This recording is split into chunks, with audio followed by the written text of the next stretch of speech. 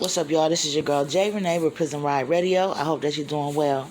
This morning, we have a special guest, all right, by the name of April Barber.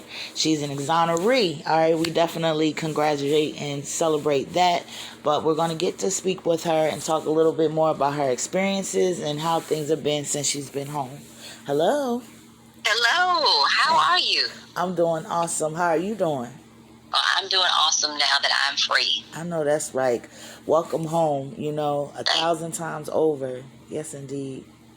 So we're going to jump right into it, okay? Okay. All right, give the people a little brief summary of who you are and where you're from. My name is April Barber. I'm originally from Wilkes County, but for the last 31 and a half years, I spent it in 5 different prisons, women's prisons in North Carolina. Wow. So, so now I'm out and living around in Chapel Hill area. Okay, Chapel Hill is a nice area. I've been there before. 30 years is a long time, especially when you're innocent. So, how did you maneuver through that? How did you stay motivated? How are you still here right now to tell us about it? Well, let's see. Coming in at 15, I was pregnant when I came. So it was a rough ride. I was isolated at first, so it wasn't anybody around to talk to except me and my unborn child. So I talked to him a lot. I walked, I read a lot, and once I got the population, I just decided to put one foot in front of the other and motivate myself to keep going. I educated myself. I tried to remain as healthy and positive as I could, even on the days where it seemed like the system was beating me down. Mm-hmm. I just dug deep within myself and decided to keep moving forward. Yeah, I know that women have their own experiences when it comes to incarceration. The fact that you were able to do it, especially starting at such a young age, says a lot about, your spirit. Wow. I'm kind of in shock. So tell the people, what had they arrested and charged you for? I had a co-defendant who was my son's father, and I was originally charged with first-degree murder, 2 counts, and received 2 consecutive life terms. So I actually was not eligible for parole until 40 years because it's 20 years off each Class A life sentence in North Carolina. Mm-hmm. So the governor commuted my sentence after 31 years. Wow. So they didn't see, the fact that you were 15 years old, they didn't mind that at all? How old was your son's father? No, my co-defendant was 15 years older than me. I was 14 and he was 29 when we met. And I never had a psychological evaluation. Mm-hmm. I was questioned without a parent, juvenile, or any adult present. And in North Carolina, it's so jacked up. It actually said that he was under my influence. So wow. I was charged with actual doing it. He was charged with accessory before the fact, first-degree murder. Wow, that's crazy. That's got to be outrageous.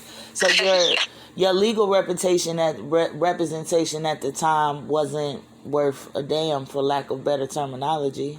Yeah, I had a court-appointed attorney, and it was around election time, and I think they were just trying to pass me through. I signed a plea bargain because he said that I would be wasting the taxpayers' time and money to go to trial. So they convinced me to sign a plea.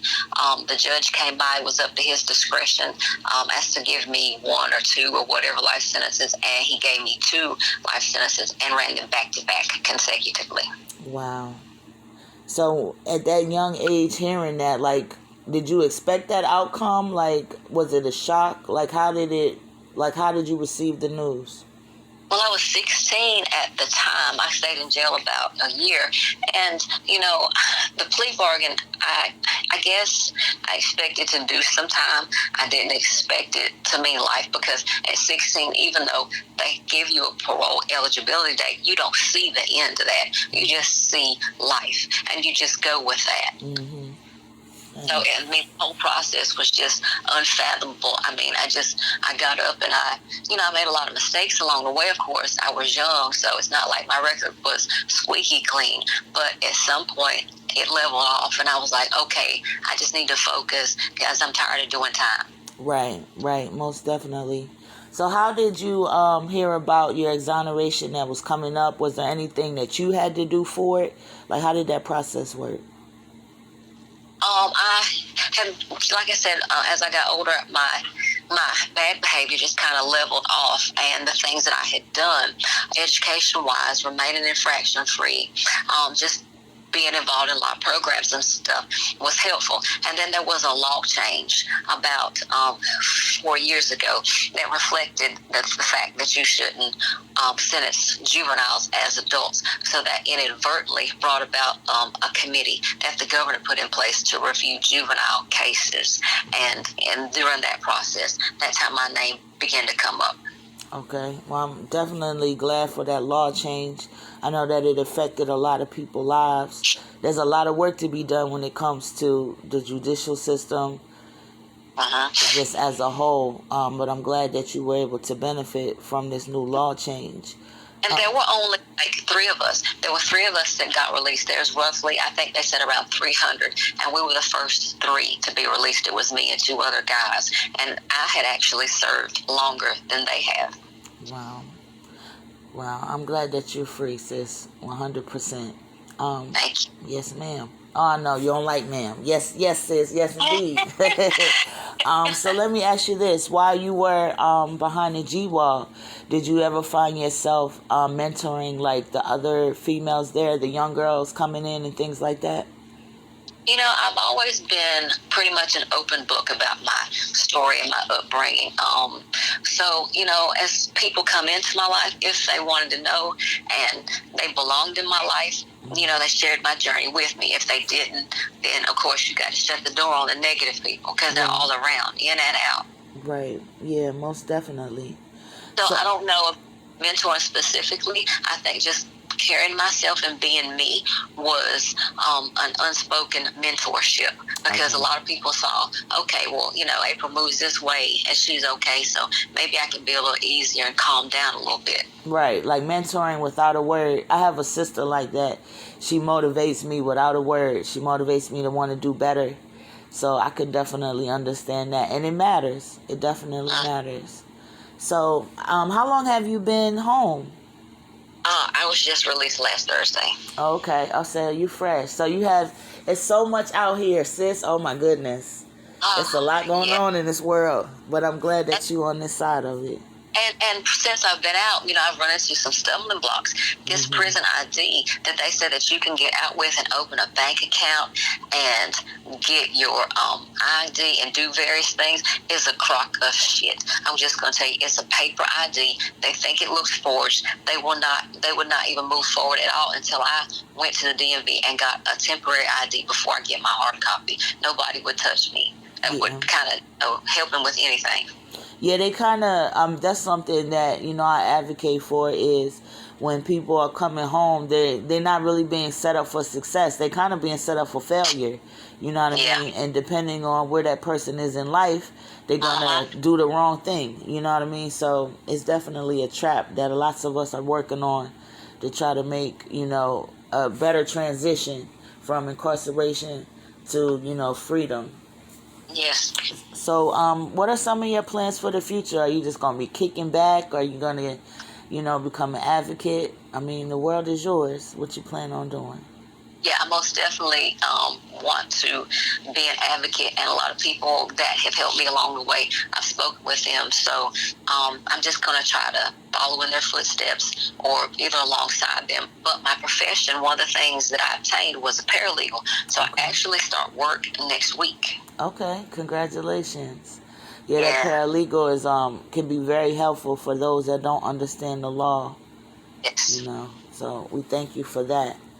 So let me ask you, I usually ask people this question that have been incarcerated, just to, you know, give some gems to the youngins out here. Is there any type of advice or anything like that that you would like to give to maybe a young person that's facing a lot of time? You know, of course, you have to be mindful of your surroundings and who you hang around and who hangs around you. And, if you can, just try to understand their motive for being in your life, because what looks good to you ain't always good for you. I mean, most of us are in prison behind a man. I mean, I hate to be cliche, but it's true. And it's because we get so caught up in our emotions as women. We don't see the forest for the trees, and we just run into roadblock and stumbling blocks. So I was just trying to slow down what they remind me now, because I've tried to go full steam ahead, even though I don't always know what I'm doing just yet. But I was just trying to slow down and listen to the adults, listen to your parents. I mean, they might be hard on you, your teachers, your positive mentors. I mean, because at 15, 16, you know who's in your life for the right reason. Mm-hmm. And I would just try to, do what you're supposed to do in order to become a positive role model, a good adult, whatever you want to be. Just strive for it and just stay focused on you and don't worry so much about them. Okay. I think that's awesome advice. Awesome advice. It's that age, man, we don't be wanting to hear anything, but we hear everything and we see everything. Yeah. So I think that's some awesome advice, sis. Is there anything else you want to leave us with? You know what? I'm going to keep all of y'all in prayer. I want you to keep me in prayer, because even though I'm out, some days aren't as easy, because I do miss the people I left behind. So, I just want to tell all of you behind the wall that I love you. And one day you'll be in my shoes. I know that's right. I know they love you right back. Those connections be real connections, Yeah. So I know that they love you back. I hope that they get to hear this, or their family member, to pass it on to them, sis. And you're going to be all right. You definitely going to be all right. I appreciate you for taking this time. Yes, anything for any of you, if I can. I'm in a fight for the long haul. Mm-hmm. It's not today or tomorrow, it's forever. You're right. And with that, we're going to better do.